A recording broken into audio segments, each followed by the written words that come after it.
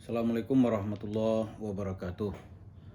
Para pemirsa, kembali kita ingin menjelaskan apa yang telah dilakukan Yusuf Mansur untuk meraup harta daripada investor. Dan untuk kali ini kita akan lihat bagaimana modus Yusuf Mansur mendapatkan harta dari tenaga kerja wanita dan TKI di Hong Kong. Menurut laporan kepada kita, itu setidak-tidaknya jumlah TKI di Hong Kong yang masuk dalam members bersedekah atau berinvestasi, apakah itu investasi tanah, investasi hotel, itu jumlahnya antara 60.000 sampai 80.000 orang yang dilakukan antara tahun 2012 sampai 2018. Dalam potongan gaji setiap bulan itu antara $10 sampai $25 Hong Kong. $10 itu kita asumsikan 10.000, maka $10 itu $1 kita asumsikan 10.000 rupiah, maka $10 itu adalah 100.000.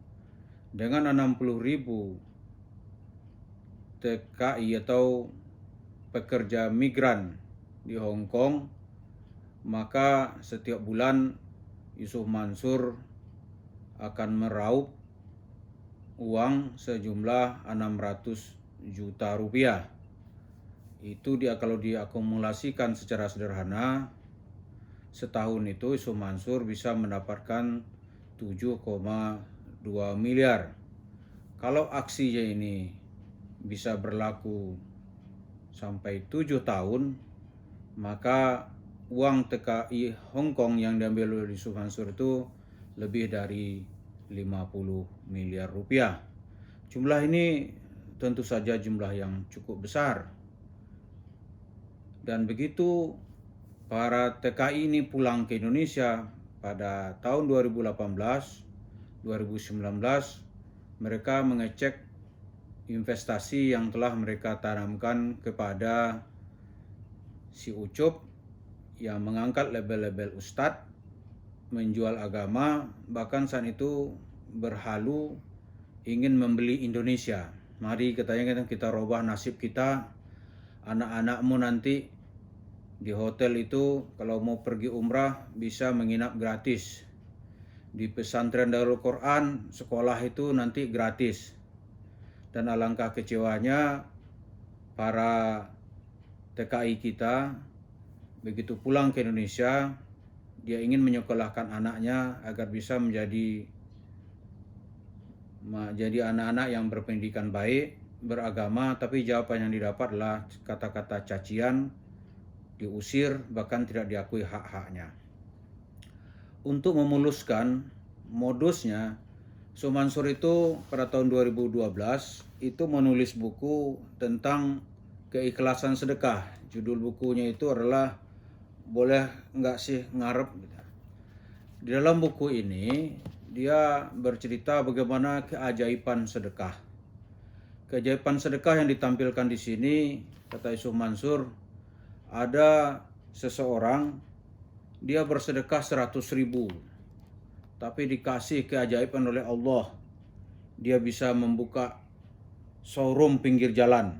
Itu karena berkah sedekah. Di cerita-cerita ini diakumulasi untuk menghipnotis TKI-TKI itu atau tenaga migran yang ada di Hong Kong. Beberapa kali mereka datang mengumpulkan uang. Setelah uangnya didapat, maka di saat itu Yusuf Mansur seperti hilang di telan bumi. Orang-orang kecil ini kemudian terlunta-lunta mengais harapan kalau bisa sesuai dengan yang dijanjikan oleh seorang ustadz, nasibnya bisa berubah. Nah, dalam pembahasan kita kali ini, ada nggak sih yang namanya misalnya orang sedekah gitu? Sedekah itu untuk menolak bala, ada nggak sih? Kalau dalam Islam itu ada. Misalnya orang sakit, dia bersedekah kepada anak yatim. Semoga penyakitnya diringankan, itu ada. Tapi yang namanya mukjizat, kalau kita lihat ke cerita yang lebih panjang, mukjizat itu kan kita yakini mukjizat itu ada. Yaitu kejadian yang luar biasa yang diberikan oleh Allah kepada nabi dan rasul untuk membuktikan bahwa dia seorang nabi dan mengalahkan lawan-lawannya. Misalnya Nabi Musa tongkatnya bisa berubah menjadi ular, atau nanti laut terbelah. Tapi itu tidak selalu, hanya di saat-saat waktu yang diperlukan. Nabi Muhammad mempunyai mukjizat banyak. Misalnya di saat makanan sedikit, orang-orang udah kelaparan, datang Nabi, dia taruh tangannya. Semua orang yang jumlahnya ratusan bisa makan dan makanan tidak habis. Tapi itu sekali-sekali, tidak setiap kali. Kalau setiap kali tidak perlu bekerja orang. Sekali-sekali, kejadian yang luar biasa. Kalau di saat yang biasa, Nabi Muhammad itu juga manusia biasa. Contoh dalam perang Uhud gitu. Nabi Muhammad juga terluka. Nah, kalau gitu di mana mukjizat saat itu? Tidak disebut, karena mukjizat itu diminta oleh Rasulullah kejadian yang sekali-sekali untuk membuktikan bahwa dia seorang nabi. Nah, untuk menguji kesabaran, Nabi pun juga terluka dalam perang Uhud. Pelipisnya juga berdarah gitu. Dan itu juga misalnya, bisa nggak sih di saat anggota keluarga kita di rumah sakit, dokter sudah angkat tangan, lantas kita panggil, katakanlah kiai, dia membacakan Yasin di hadapan orang yang hampir sakratul maut, tiba-tiba dia bisa sembuh dan sehat. Bisa nggak itu terjadi? Ya bisa, tapi itu sekali-sekali dan sifatnya hanya sebentar. Setelah itu ya dia meninggal juga. Kan nggak bisa dibacakan sin dia nggak meninggal, nggak ada. Kalau begitu nggak meninggal orang bagaimana?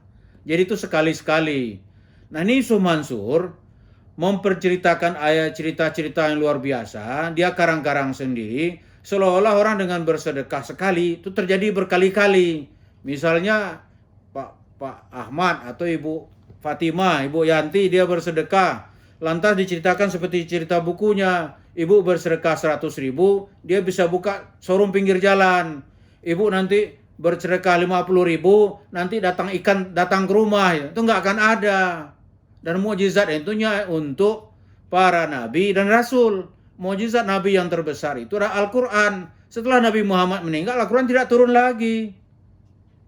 Jadi begitu para pemirsa, kita lihat, biar kita nggak ditipu-tipu aja nih. Ini si Ucup menceritakan cerita-cerita ini, dia karang-karang sendiri, cerita-cerita fiktif, ujung-ujungnya bagaimana orang menyerahkan duit. Tidak ada cerita di balik itu. Nah, begitu orang percaya, di saat itulah dia manipulasi kepercayaan orang ini. Tenaga migran kita di Hong Kong itu ada puluhan miliar uangnya yang mereka tuntut kepada Yusuf Mansur. Sebagian ada punya alat bukti, tapi sebagian besar mereka tidak punya alat bukti. Nah, mestinya Yusuf Mansur membawa cerita-cerita Islam. Orang telah menganggap Anda sebagai dai. Tanya dong ke hati nurani, itu uangmu bukan? Gitu. Kalau memang bukan uangmu, ya kan gampang mengembalikannya. Kenapa harus bersilat lidah ke sana kemari, mengangkat ini dan itu, mencari combe-combe untuk menampung sedekah, membuat rekayasa gitu. Mengajak persidang di pengadilan. Anda kan tahu bagaimana Anda dulu mengemis-ngemis datang ke Hong Kong sebagai seorang juru selamat, mengajak orang merubah nasib. Begitu mereka percaya, di saat itu Anda manipulasi, Anda salah gunakan, Anda selewengkan, dan Anda anggap dan Anda masukkan harta itu sebagai kekayaan pribadi. Betapa nistanya perbuatan yang seperti ini. Marilah kita semua melihat kembali, menggunakan akal sehat kita, dan kepada kawan-kawan, adik-adik, kakak-kakak yang selama ini bekerja, meninggalkan keluarga, meninggalkan anak, bahkan meninggalkan suami, merantau ke negeri orang, bahkan ada yang disiksa oleh majikannya. Dia pertaruhkan segala-galanya karena ingin nasibnya berubah.